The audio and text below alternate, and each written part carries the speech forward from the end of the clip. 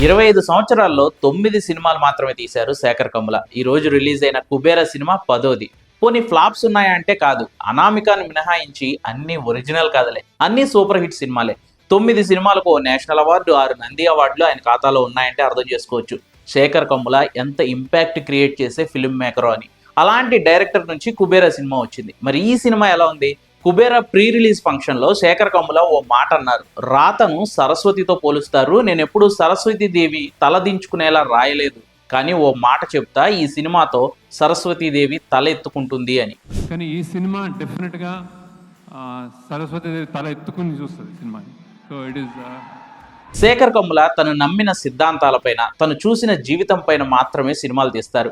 ఆయన ఏం మాట్లాడతారో, ఆయన ఏం నమ్ముతారో అదే తెర మీద కూడా కనిపిస్తుంది. కాబట్టే ఆయన కథల్లో ఓ సోల్ ఉంటుందని కుబేర ప్రీ రిలీజ్ ఫంక్షన్లో రాజమౌళి చెప్పిన మాట. శేఖర్, నువ్వు నమ్మిన సిద్ధాంతాల మీదే నువ్వు సినిమాలు తీస్తావు. నేను నమ్మిన సిద్ధాంతాలకి నేను చేసే సినిమాలకి సంబంధం ఉండదు. We are completely polar opposite, but I have extreme respect towards you because you make and you lead your life on your principles. అది ఈరోజు కుబేర సినిమాతో మరోసారి తెర మీద కనిపించింది. కుబేర సినిమా ఏం అద్భుతమైన కథ కాదు, కానీ మన చుట్టూ ఉన్న సమాజంలో మన కళ్ళ ముందు తిరిగే, మనం పట్టించుకోని వ్యక్తుల కథ అని చెప్పొచ్చు. రిచ్ అండ్ పూర్, ఓ ధనికుడు, ఓ బిచ్చగాడి కథ ఇది. సామాన్యులు ఎక్కువగా ఉండే మన దేశంలో కటిక దారిద్ర్యంలో బతికే యాచకులను, అష్టైశ్వర్యాలతో ఉండే ధనవంతుల జీవితాలను ఎక్కువగా ఎక్స్ప్లోర్ చేయం. ధనవంతుల స్థాయిని, వాళ్ళ ఐశ్వర్యాన్ని ఆశ్చర్యంతో చూస్తూ ఉంటాం. ఇక మనకు ట్రాఫిక్ సిగ్నల్ దగ్గర, గొళ్ళు గోపురాల దగ్గర కనిపించే బిచ్చగాళ్ళనైతే జాలితోనో లేదా చీత్కారంతోనో చూస్తూ ఉంటాం.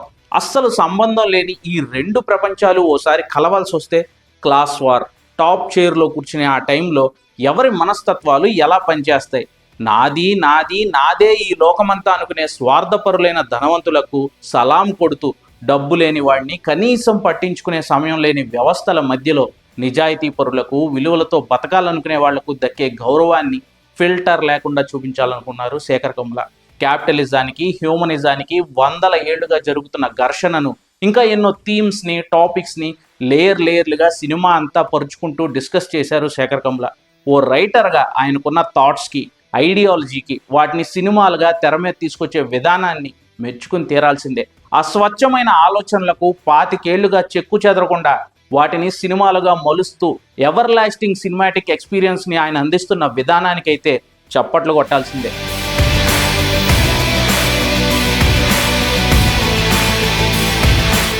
ఇక నటీనటుల విషయానికి వస్తే కుబేరా సినిమాలో ధనుష్ను ప్రీ రిలీజ్ ఫంక్షన్లో ప్రైడ్ ఆఫ్ ఇండియా అన్నారు డైరెక్టర్ శేఖర్ కమ్ముల. అదేం పెద్ద మాట కాదు. తన నటనతో, సినిమాలను, స్క్రిప్టులను ఎంచుకునే విధానంతో 4 నేషనల్ అవార్డులు అందుకున్న ధనుష్కి ఆ స్థాయి ఉంది. ఎవరికైనా డౌట్స్ ఉంటే కుబేరా చూడండి. ఈ కథను ఏ తెలుగు హీరోకో చెప్పకుండా ధనుష్నే అంతలా శేఖర్ కమ్ముల ఎందుకు నమ్మారో అన్న సందేహం కూడా రాకుండా తన యాక్టింగ్తో కట్టిపడేస్తారు ధనుష్.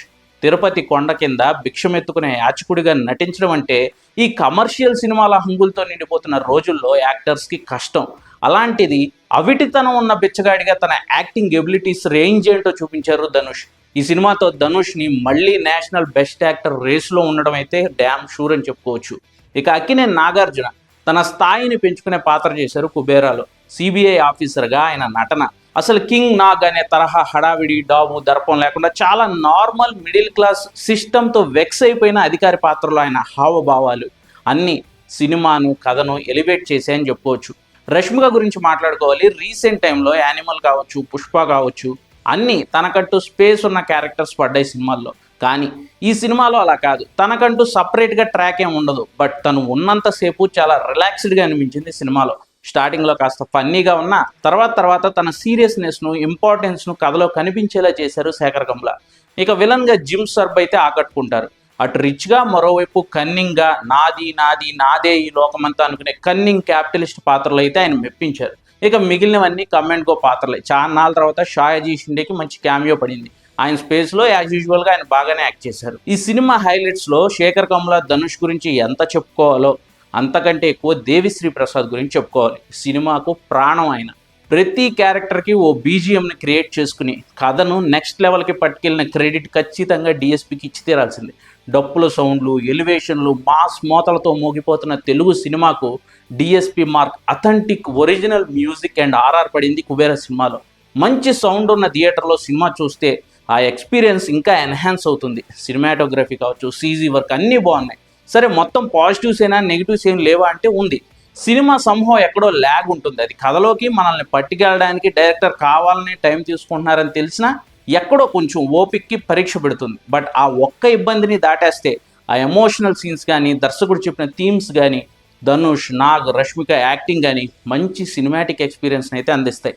సరస్వతీదేవి తల ఎత్తుకునేలా ఉందా లేదా అనేది పక్కన పెడితే శేఖర్ కమ్ముల తన రైటింగ్ స్థాయిని కాపాడుకుంటూ తీసిన సినిమా, బాధ్యతతో తీసిన సినిమా అని చెప్పుకోవచ్చు. ఈ వీకెండ్కి హ్యాపీగా మీ పిల్లలతో కలిసి ఫ్యామిలీ మొత్తం ఎంజాయ్ చేసే సినిమా, క్లాస్ వార్ వరకు అయితే ఖచ్చితంగా చెప్పాల్సిన సినిమా కుబేర.